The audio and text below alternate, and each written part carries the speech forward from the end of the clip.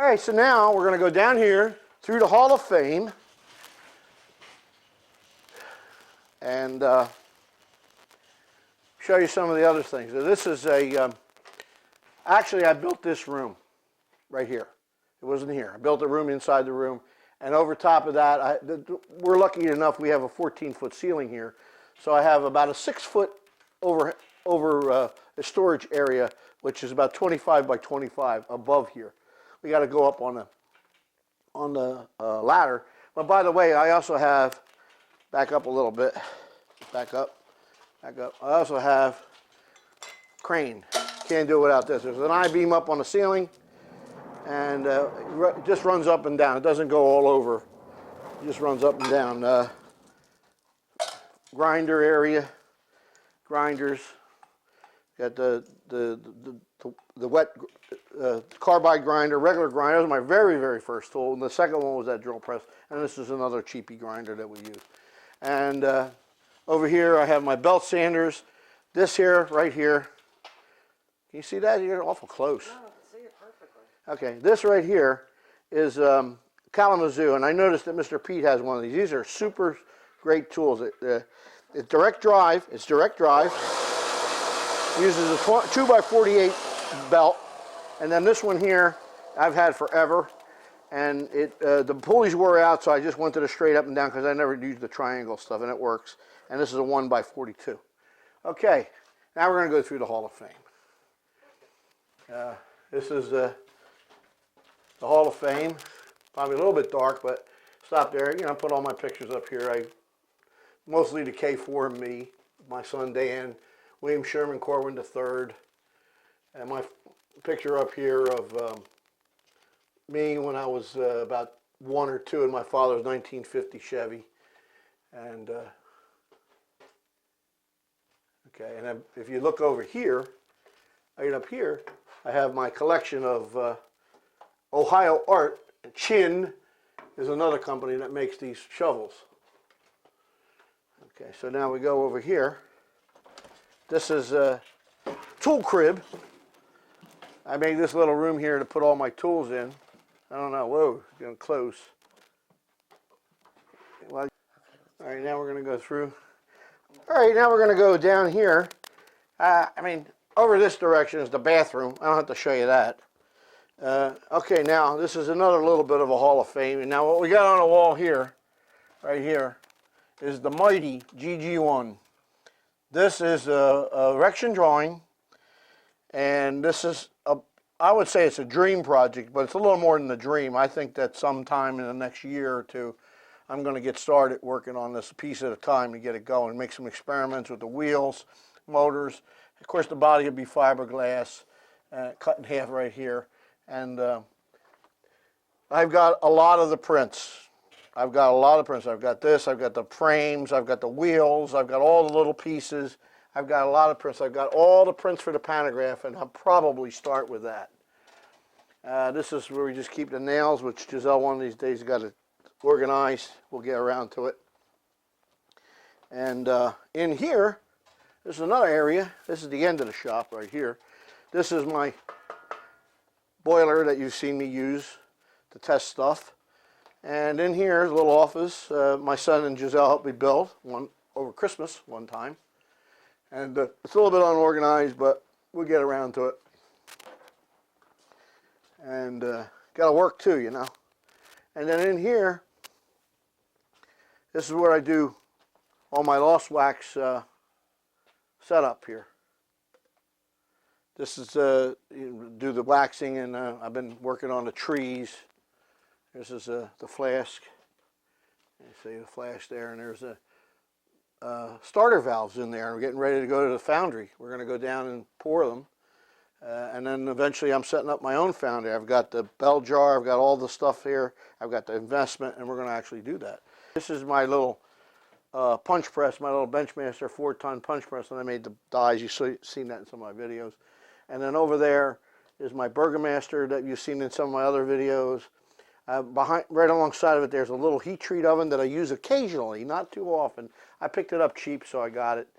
And back there, standing up, that brown thing is a express reefer that we have a finish in one of my flat cars over there that you've seen in some of my videos.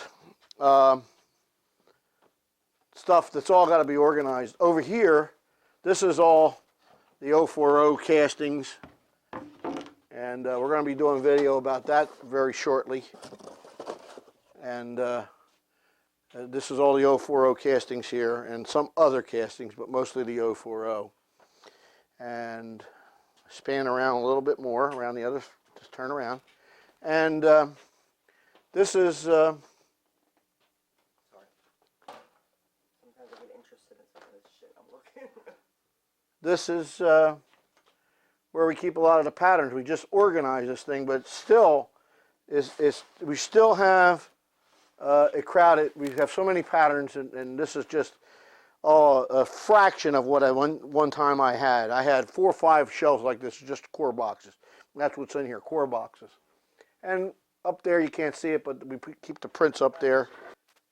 All right, so now we're going to go back. I want to show you the hardage lathe that we used, the controversial hardage lathe. So if the camera will follow me. Yeah, my doctor says I should get exercise. David, you have to exercise. Man, you run up and down this shop all day long, you'll find out real quick. All right, so here's the famous hardage lathe, and I'll tell you something, man, this thing is just super. Super, super lathe. Index, the different things, it's all very, very accurate. I didn't have to do very much to it at all. I'm setting up this, I got to get some plexiglass or something. This is going to be for the coolant. I need to have coolant. And back here, behind here, this is a bar feeder that I got additionally. I bought this off of Craigslist, but it fits this machine. And of course, you know, you just open this up, you slide your bar in wherever until it hits the stop back there. You push over here and you lock it or whatever. And then when you hit the button, what the heck is that? Something. Anyway, you hit the button and it goes in, and it, you know, just pushes out to to your stop, which is that's a stop, and you would have that set, you know, and then a piece would come out to the stop. You lock the collet, and away you go. And then next piece, cut it off. Next piece, and you cut it off, and it moves out. Okay, and then I do a lot of my cut off stuff here. I don't know if you can see it in the picture, but maybe just see the bottom of it. You can see the bottom of it. That's the air compressor. Put it up there out of the way. It's got a timer on it, a regular clock timer, and up there you can't see it, but there's electric 110 volt solenoid that turns off and on. Let's say it turns on about 9 o'clock in the morning, and it shuts off about 7 o'clock at night, and that's about when I'm here. So it's not running all night, but I've got the system now hooked up pretty good where it doesn't leak much, so it doesn't run very much. Probably going to run now, we're talking out here. But over here, this is another Bridgeport that I acquired, and we're rebuilding this. This is going to be the variable speed one.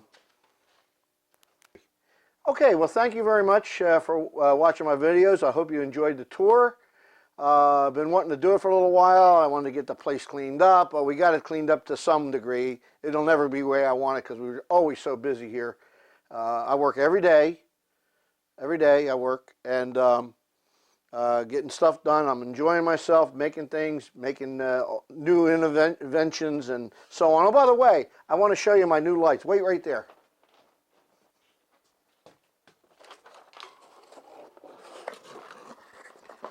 Might as well get the commercial in. This is one of my new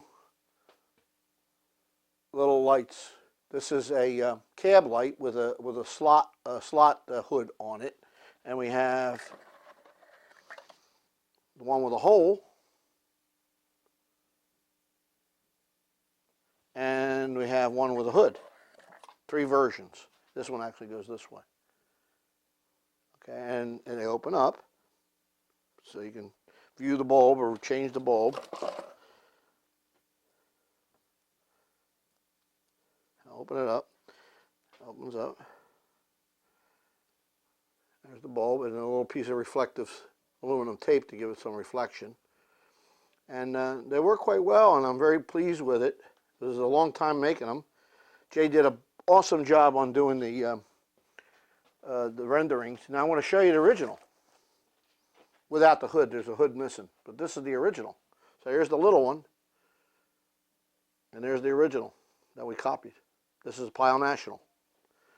So, anyway, got the commercial in, and selling a lot of them, so they're going fast. I got to make more. I got 40, and they're pretty much sold. So, anyway, that's it for now. Mercer Locomotive, Trenton, New Jersey. Please subscribe to my videos, and thanks for watching. See you again on the next video.